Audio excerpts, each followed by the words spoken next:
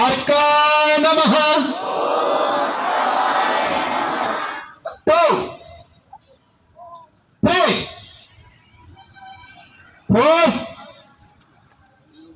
5 6 7 8 9 10 11 12 very good. దయచేసి అందరూ ఒక్క సంఖ్యతో సహా మీరు చేయండి. అందరూ రెగ్యులర్ ప్రాక్టీస్ చేసేవారే కదా, ఎందుకు మారుస్తా ఉన్నారు మీరు? ఓం భాస్కరాయ నమః 2 3 4 5